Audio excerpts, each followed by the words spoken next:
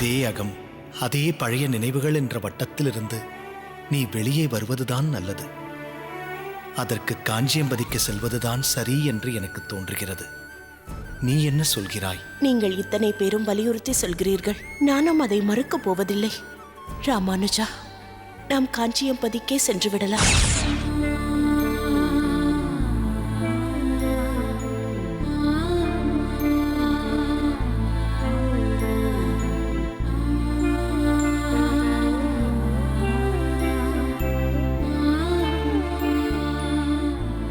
என்ன பெரிய பிராட்டி, பொழுது சாய்ந்ததிலிருந்தே இப்படியே அமர்ந்திருக்கிறாய்? தலிகையும் எதுவும் செய்யவில்லை? உங்களுக்கு எப்பொழுதும் தலிகை பற்றியும் உட்கொள்வதை பற்றியும் தான் சிந்தனை. யாருக்கு என்ன வேதனை வருத்தம் வந்தால் உங்களுக்கு என்ன? நான் சாதாரணமாக கேட்டதற்கு நீ ஏன் இப்படி கோபித்துக் கொள்கிறாய்? இப்பொழுது என்ன வருத்தம், என்ன வேதனை? சொன்னால் புரிந்து கொள்ளவா போகிறீர்கள்? காந்திமதி அக்கா ஸ்ரீபெரும்புதூரை விட்டு காஞ்சிபுரம் செல்வது என்று தீர்மானித்து விட்டாள். அவளை இங்கு மதுரமங்கலத்தில் நம்முடன் இருக்க சொல்லலாம் என்று நினைத்தேன். ஆனால் உங்களிடம் கலந்து ஆலோசிக்காமல் எப்படி சொல்வது என்று பேசாமல் இருந்து விட்டேன். பெரிய பிராட்டி, இத்தனை காலம் நீ என்னுடன் இருந்தும் என்னை பற்றி சரிவர புரிந்து கொள்ளாமல் இருக்கிறாய் என்பது சற்று வேதனையாகத்தான் இருக்கிறது. எல்லோரும் நினைப்பது போல் நீயும் நினைத்து விட்டாய். இந்த கமலநயனன் ஒரு உதவாக்கரை, ஏதற்கும் லாயக்கற்றவன் என்று. ஆனால் உண்மை அதுவல்ல. எனக்குள்ளும் பொறுப்பிருக்கிறது, புரிதலும் இருக்கிறது. வேடிக்கையாக பேசுகிறேன் என்பதால் விவரம் அறியாதவன் என்று நினைத்துக் கொள்ள வேண்டாம். நீ சொன்னது போல் காந்திமதியையும் மற்றவர்களையும் இங்கு அழைக்க வேண்டும் என்ற எண்ணம் என் மனதிலும் தோன்றியது, ஸ்ரீபெரும்புதூரில் இருந்த பொழுதே. ஆனால் ஒரு விஷயத்தை சிந்தித்துப்பார். அவர்கள் காஞ்சிபுரத்திற்கு போக வேண்டும் என்று தீர்மானித்ததற்கு காரணமே சோமயாஜி சுவாமிகளின் நினைவில் இருந்து விலகி இருப்பதற்காகத்தான்.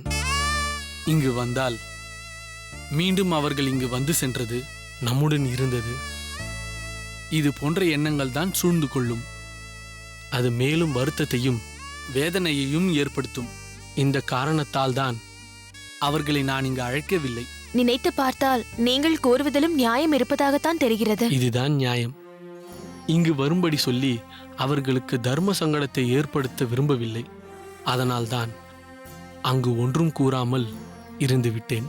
ஆனால் ஒன்று, அவர்கள் எங்கு இருந்தாலும் அவர்களை அடிக்கடி சென்று பார்த்து நலம் விசாரித்து காந்திமதி, தஞ்சா, பூமா மற்றும் கமலையை கவனித்துக் கொள்ளும் பொறுப்பு இப்பொழுது என்னுடையதாகிவிட்டது. ஏனென்றால் சோமயாஜியின் கடமைகளை நான் ஏற்றுக்கொள்ள வேண்டும் என்று எண்ணுகிறேன். ராமானுஜனோ திருப்புட்குழியில் இருப்பான், அல்லது வைணவ சம்பிரதாயத்தை எல்லோரிடமும் பரப்புவதில் முனைந்திருப்பான். என்ன ஆச்சரியமாக இருக்கிறதா? என் பொறுப்புகளையும் கடமைகளையும் நான் நன்கு அறிவேன். தேவைப்படும்போது செயல்படுத்துவேன். அந்த தேவை இப்பொழுது நேர்ந்துள்ளது.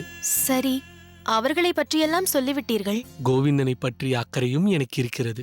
அதைத்தானே நீயும் கேட்க வந்தாய்? அவன் எண்ணத்திலும் செயலிலும் பெரிய மாற்றம் ஏற்பட்டுள்ளது. அதற்கு காரணம் யாதவ பிரகாசர் என்பதும் தெளிவாக தெரிகிறது. அவன் எண்ணத்தை திசை திருப்புவதற்கும் ஆவண செய்கிறேன். மனிதர்களில் 2 விதம் உண்டு. ஒரு சாரர் எதற்கெடுத்தாலும் உணர்ச்சி வசப்படுவார்கள், அதை வெளிப்படுத்தவும் செய்வார்கள். மற்றவர்கள் எல்லா உணர்வுகளையும் தன்னுள் அடக்கி மனதிலேயே பூட்டி வைத்துக் கொள்வார்கள். நானும் அந்த வகையை சேர்ந்தவன் தான். அதனால் விவேகமும் உணர்ச்சியும் அற்றவன் என்று நினைக்க வேண்டாம். என்னுடைய இத்தனை வருட மன வாழ்க்கையில் இன்றுதான் உங்கள் சுயரூபத்தை பார்க்கிறேன் சுவாமி. உங்களுக்குள்ளும் கோடான கோடி விஷயங்கள் புதைந்து கிடப்பதை நினைக்கும் பொழுது உள்ளம் நெகிழ்கிறது. பல சமயங்கள் எனக்கு இப்படி ஒரு அகத்துக்காரர் அமைந்து விட்டாரே என்று வருந்தியதுண்டு.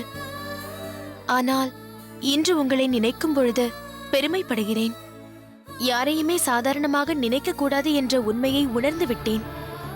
இது நாள் வரை உங்களை தவறாக நினைத்ததற்கு என்னை மன்னித்து விடுங்கள் சுவாமி. நீ செய்தது தவறு என்று நான் கருதினால்தானே மன்னிக்க வேண்டும். உன் மனதை தெளிவுபடுத்திக் கொண்டு நிம்மதியாக வந்து உறங்கு. விடியற் காலையில் விஸ்வரூப தரிசனத்திற்கு கோயிலுக்கு சென்று விட்டு வருவோம். ஆகட்டும் சுவாமி.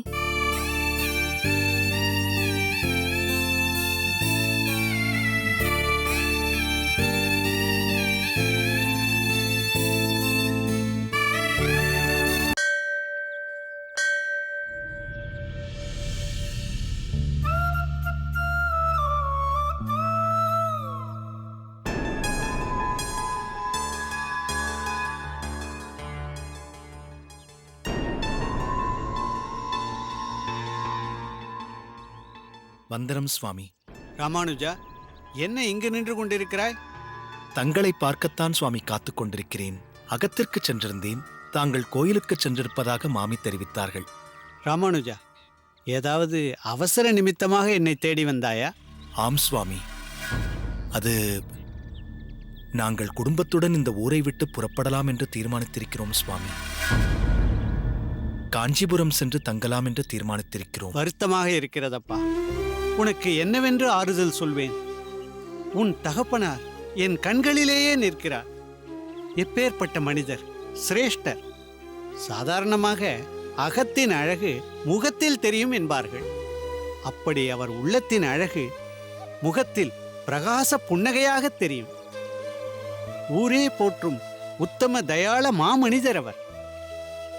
ஒவ்வொரு முறை கோவிலுக்கு வந்து ஆதிகேசவனை தரிசிக்க வரும்போதெல்லாம் உன் தந்தையை காண்பதையும் அவரோடு சம்பாஷிப்பதையும் ஒரு வழக்கமாக கொண்டிருந்தேன்.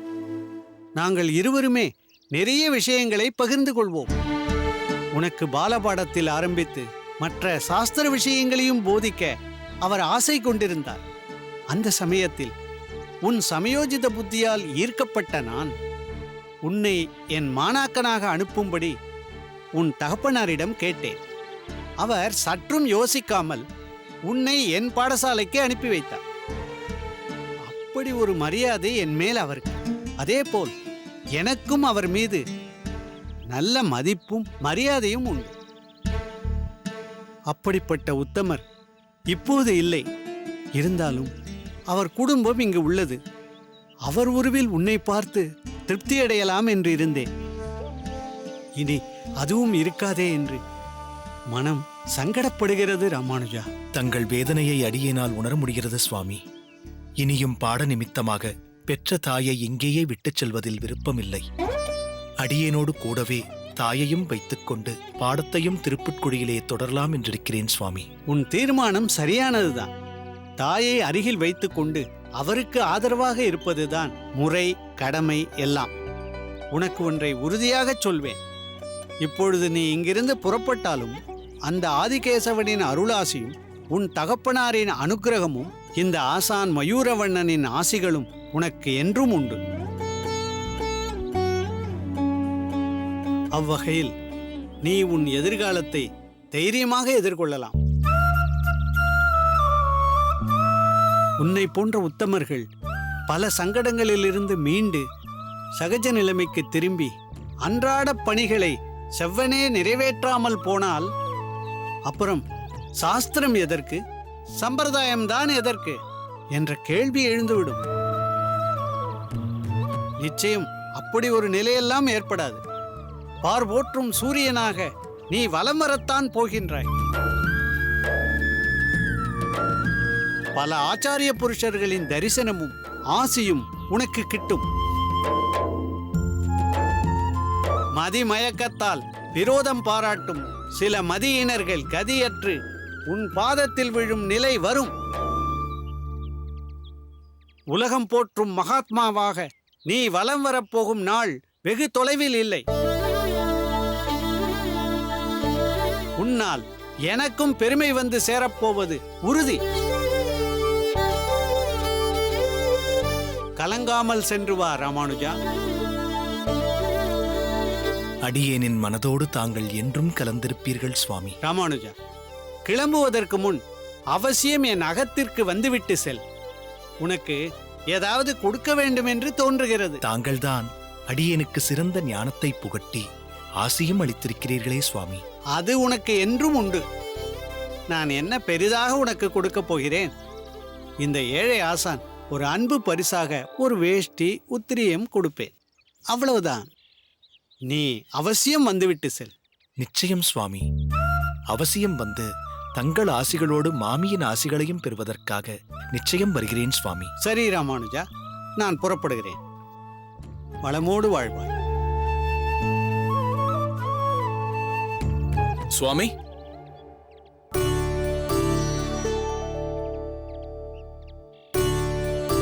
வணங்குகிறேன். வா கதிரேசா, நீ எப்போது கூரத்திலிருந்து வந்தாய்? இன்று காலையில் சற்று நேரம் முன்புதான் வந்தேன். சாரங்கன் மூலம் விஷயத்தை அறிந்து கொண்டு உடனே தங்களை காண வந்துவிட்டேன். காஞ்சிபுரத்திற்கே செல்லப் போவதாக அறிந்தேன். ஏன் இந்த அவசர முடிவு சுவாமி? ஒவ்வொரு முறை கூரத்திலிருந்து இங்கு வரும்போது என் மனைவி என் அக்காவை காண வருவாள். ஆனால் அடியேன் இங்கு வருவது உங்களை காணத்தான். தாங்கள் காஞ்சிபுரம் சென்று விட்டால் இனி எப்படி தங்களை காண்பது? அதை எண்ணி பார்க்கையில் என் நெஞ்சமே பிளந்து விடுவது போல் இருக்கிறது. என் வாழ்க்கையில் ஒளியேற்றி வைத்தவர் தாங்கள். எப்படி இருந்த இந்த கதிரேசன் உங்களால் அல்லவா இன்று ஒரு மனிதனாகவே மதிக்கும்படி இருக்கிறேன். அதெல்லாம் மறக்கக்கூடிய சாதாரண நினைவுகளா? என்னுடைய இந்த மாற்றமும் ஏற்றமும் தங்களின் தொடர்பால் அல்லவா வந்தது. இனி அந்த தொடர்பில் பெரிய இடைவெளி வந்துவிடும் போல் இருக்கிறதே. தங்களை இங்கு வந்து காண முடியாதே. கதிரேசா, விசனப்படாதே. என்னை காண்பதை விட முக்கியமான காரியம், கடமை உனக்கு ஒன்று உள்ளது. மிகவும் கஷ்டப்பட்டு பல இன்னல்களை தாண்டி தமிழ் பாசுர வகுப்புகளை இங்கு ஸ்ரீபெரும்புதூரில் தொடங்கினோம். அது இன்று வரை பங்கப்படாமல் சென்று கொண்டிருக்கிறது. இனியும் தொடர்ந்து அது நடைபெற வேண்டும். அதற்கு உன் பங்கு இங்கும் வேண்டும், கூரத்திலும் வேண்டும். நீ இப்போது பாசுரங்களில் நல்ல தேர்ச்சி பெற்றிருக்கிறாய். இங்குள்ள சாரங்கனையும் திருமேனியையும் துணைக்கு வைத்துக் கொண்டு காளி, வீரா மற்றும் அவர்களைப் போன்ற ஆர்வமுள்ள ஆத்மாக்களுக்கு பாசுர வகுப்பை நடத்தி சம்பிரதாயத்தை வளர்க்க பாடுபட வேண்டும். பிறந்ததின் பயனை அவர்கள் எல்லோரும் பெற வேண்டும். அடியேன் ஒன்றும் வெகு தொலைவிற்கு எங்கும் விலகிச் செல்லவில்லை. உனக்கு முடிந்த போதெல்லாம் காஞ்சியம்பதிக்கு வா. எனக்கு நேரம் கிடைக்கும் போது அடியேனும் கூரம் வந்து உன்னை பார்க்கிறேன். நாம் எங்கிருந்தாலும் நம் சமுதாய பணியும் சம்பிரதாய அபிவிருத்தியும் தொடர்ந்து நடைபெற வேண்டும். புரிகிறதா? சரி, அடியேன் புறப்படுகிறேன். வாருங்கள் சுவாமி.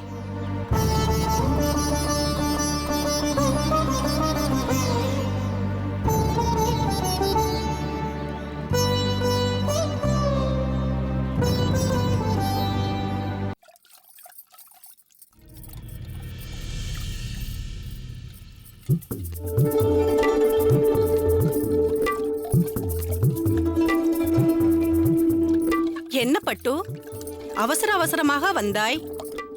எனக்கு வேலை இருக்கிறது என்று சொன்னாலும் கேட்காமல், இருக்கட்டும் முடியும் வரை காத்திருக்கிறேன் என்று அமர்ந்து கொண்டிருக்கிறாய். விஷயம் இல்லாமல் வரமாட்டாயே. என்னவென்று சொல்வது கௌசல்யா? புண்ணியவதி நீ. உன்னை கோயிலில் வைத்துத்தான் கும்பிட வேண்டும். எதற்காக இந்த பீடிகை? நீ ஒருவரை வானளாவ புகழ்கிறாய் என்றால் இதன் பின்னணியில் ஏதோ ஒரு விஷயம் இருக்கிறதென்று எனக்கு தெரியாதா? என்ன விஷயம்? சொல். என் வாழ்க்கைதான் அல்லல் பட்டு கொண்டிருக்கிறதே. திரிசங்கு சொர்க்கத்தில் இருப்பது போல் இருக்கிறேன். எங்கு போனாலும் சுழற்றி சுழற்றி அடி வாங்கி கொண்டுதான் இருக்கிறேன். எல்லாம் அந்த பாழாய் போனவனால் வந்தது. ஆரம்பித்து விட்டாயா உன் பாழாய் போனவன் பல்லவியை? எதற்கெடுத்தாலும் ஏன் அவர் தலையை உருட்டிக் கொண்டிருக்கிறாய்? அவர்தான் உன்னை உதறி தள்ளிவிட்டு சென்று விட்டாரே. இப்பொழுது உன்னை பற்றி மட்டும் பேசு. ஏதோ கோயிலில் கஷ்டப்பட்டு கொண்டிருந்தவளை அங்கு தஞ்சாவி நகரத்தில் சேர்த்து விட்டாய். புண்ணியவதி நீ. ஆனால் அதற்கும் இப்பொழுது பங்கம் வந்து விட்டது. அதற்கு என்ன செய்ய முடியும் பட்டு? எப்பொழுதுமே எல்லாம் நாம் நினைப்பது போல் நடப்பதில்லை. அதற்கு தகுந்தவாறு நாம் தான் அனுசரித்து செல்ல வேண்டும். நானும் அந்தந்த இடத்திற்கு தகுந்தாற் போல் அனுசரித்துக் கொண்டுதானே நடந்து கொண்டிருக்கிறேன். இப்படி திடீரென்று என்னை போக சொன்னால் நான் எங்க போவேன் கௌசல்யா? நீ புண்ணியவதி. தஞ்சாவிடம் ஒரு வார்த்தை சொல்லக்கூடாதா? நீ சொன்னால் அவள் நிச்சயமாக தட்டமாட்டாள். தட்டமாட்டாள், முடியாது என்று தீர்க்கமாக சொல்லிவிடுவாள். நீ இங்கு வருவதற்கு முன்பே தஞ்சா என்னிடம் வந்து சொல்லிவிட்டாள். இனி எந்த காரணம் கொண்டும் பட்டு மாமி எங்களுடன் இருக்க முடியாது. நீ அவளுக்காக பரிந்து பேச வேண்டாம் என்று நான் பேசுவதற்கு முன்பே அவள் முந்திக் கொண்டு விட்டாள். நீ மிகவும் தாமதமாக வந்திருக்கிறாய். அதனால்தான் நீ எதற்காக வந்திருக்கிறாய் என்று தெரிந்தும் அமைதியாக இருந்தேன். இந்த விஷயத்தில் நான் ஒன்றும் செய்ய இயலாது பட்டு. கௌசல்யா, கௌசல்யா, ஐயோ, கௌசல்யா, கௌசல்யா, நீயும் என்னை கைவிட்டு விட்டால் நான் எங்கு செல்வேன்? மீண்டும் நான் அந்த கோயிலில் சென்று பரிதவிக்க வேண்டும் என்று நினைக்கிறாயா? மீண்டும் அந்த கோயில் அதிகாரியின் முகத்தை பார்த்து கொண்டு அவன் தூக்கி போடும் பிரசாதத்தை வாங்கிக் கொண்டு 24 மணி நேரமும் பிரகாரத்தையே சுத்தி கொண்டு நினைத்து பார் என் அவல நிலையை. உன்னையே நம்பி வந்திருக்கிறேன்.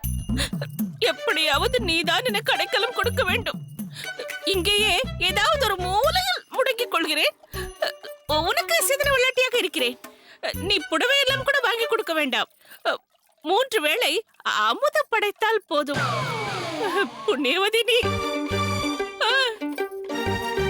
முதலில் இந்த புண்ணியவதி புண்ணியவதி என்று சொல்கிறாயே, அதை நிறுத்து. நான் புண்ணியவதியா இல்லையா என்பது எனக்கு தெரியும். இங்கு தங்குவது என்பது இயலாத காரியம். சோமயாஜி சுவாமிகள் அகத்தில் உன்னை சேர்ப்பதே என் அகத்துக்காரர் விரும்பவில்லை. இங்கு தங்குவதற்கு நிச்சயமாக அனுமதிக்க மாட்டார். அப்படி என்றால் நீயும் என்னை கைவிட்டு விடுவாயா? எனக்கு போக்கிடமே கிடையாதா? அந்த அளவிற்கு உங்களுக்கெல்லாம் நான் வேண்டாதவளாக ஆகிவிட்டேன். நீ இங்கு தங்க இயலாது என்றுதான் சொன்னேன்.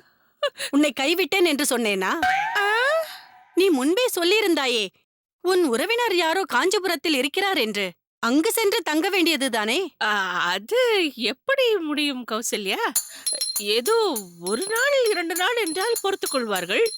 நிரந்தரமாக அங்கேயே எப்படி தங்கியிருக்க முடியும்? பாவம், அவர்களும் ஏழ்மையில் தானே இருக்கிறார்கள். நான் சொன்னதை நீ சரியாக புரிந்து கொள்ளவில்லை பட்டு. நீ அங்கு போ. உன் உணவு மற்றும் இதர தேவைகளுக்கு உண்டான தொகையை நான் உனக்கு கொடுக்கிறேன். என்ன என்ன சொல்கிறாய் கௌசல்யா? நீ காஞ்சிபுரத்தில் தான் இருக்க வேண்டும். அதுதான் தஞ்சாவிற்கும் நல்லது, எனக்கும் நல்லது. உன்னை நான் என்றும் கைவிட மாட்டேன். கௌசல்யா, உன்னை எப்படி மெச்சுவதென்று, எப்படி பாராட்டுவதென்று எனக்கு தெரியவில்லை. உண்மையிலேயே நீ புண்ணியவதிதான்.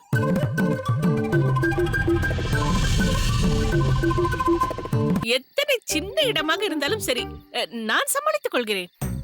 வேண்டுமென்றால் மாட்டு கொட்டகையில் கூட தங்கிக் கொள்கிறேன். நீங்கள் சமாளித்துக் கொள்ளலாம், ஆனால் நாங்கள் உங்களை சமாளித்துக் கொள்ள வேண்டுமே. புருஷனுக்கு உடம்பு சரியில்லைன்னு மருமக என்னை ஏமாத்திட்டா, புள்ளைக்கு உடம்பு சரியில்லைன்னு மாமியார் அத்தை ஏமாத்திட்டாங்க. ஏமாத்திட்டாங்கன்னு சொல்லாத, போட்டி போட்டு நீங்க 2 பேரும் ஏமாந்துட்டீங்கன்னு சொல்லுங்க.